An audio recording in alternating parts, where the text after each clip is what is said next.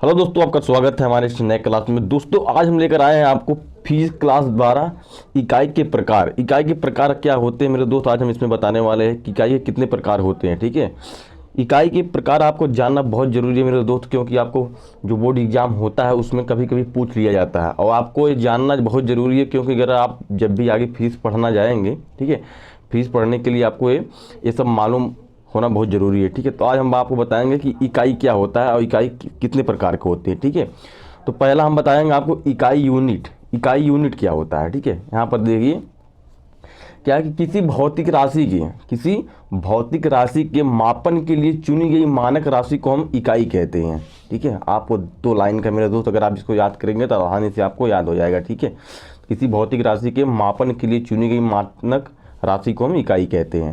अगर आपसे कोई पूछ लिया कि इकाई किसे कहते हैं, आपको याद रहेगा तो मेरे भाई तभी बता पाएंगे। ठीक है, दूसरा हमारा क्या है कि मूल इकाई क्या होता है, जिसे हम इंग्लिश में कहते हैं फंडामेंटल यूनिट। ठीक है, फंडामेंटल यूनिट का मतलब होता है हमारा मूल इकाई। वैसे मात्रक, यहाँ पर देखिए, वैसे मात्रक, लंबाई, द्रव्यमान, समय आदि जो एक दूसरे से स्वतंत्र या अलग होते हैं मूल इकाई कहलाते हैं। जैसे द्रव्यमान का मात्रक ग्राम, समय का मात्रक सेकेंड और लंबाई का मात्रक सेंटीमीटर होता है। ठीक, तो आप लोग को समझ में आ गया होगा कि हमारा मूल इकाई क्या होता है। मूल इकाई को इंग्लिश में कहते हैं फंडामेंटल यूनिट।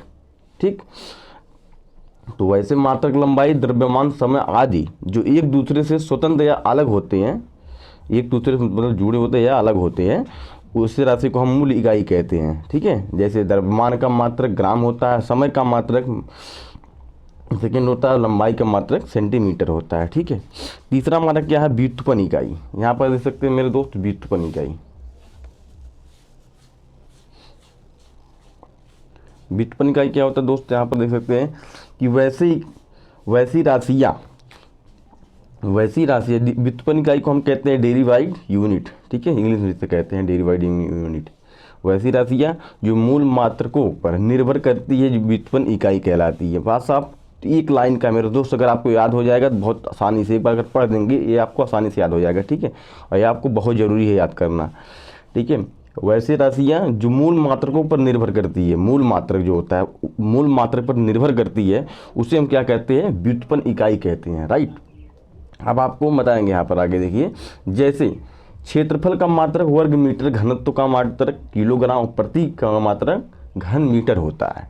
ठीक, अब यहाँ पर आपको बताएंगे परिमाण क्या होता है। परिमाण, आपसे कोई पूछ लेगा कि परिमाण क्या होता है, आप फीस में पढ़ते हो, जब कहेंगे हाँ आप फीस पढ़ते हैं, आपसे कोई पूछ लेगा कि परिमाण क्या होता है। ठीक है, मैग्नेटेड। ठीक, तो यहाँ पर देखिए, किसी राशि में उसका मात्रक जितनी बार शामिल होता है वह संख्या उस राशि का परिमाण कहलाती है।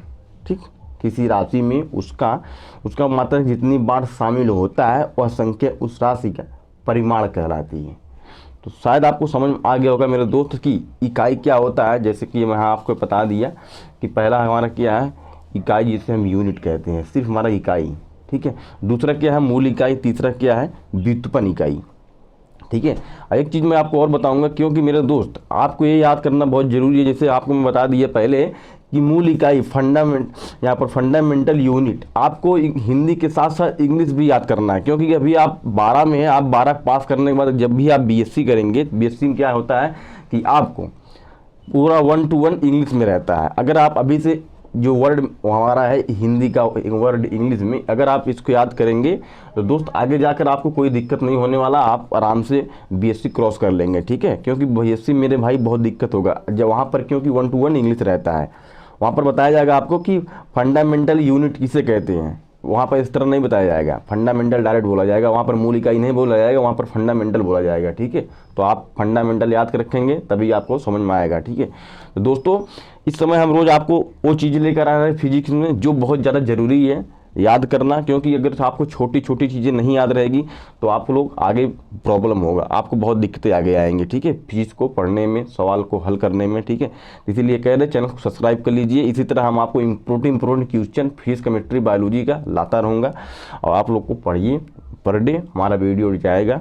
ठीक है, फिर मिलते हैं एक नई टॉपिक के साथ नेक्स्ट वीडियो में। तब तक के लिए धन्यवाद, जय हिंद। चैनल पर नए हैं, चैनल को सब्सक्राइब करिए।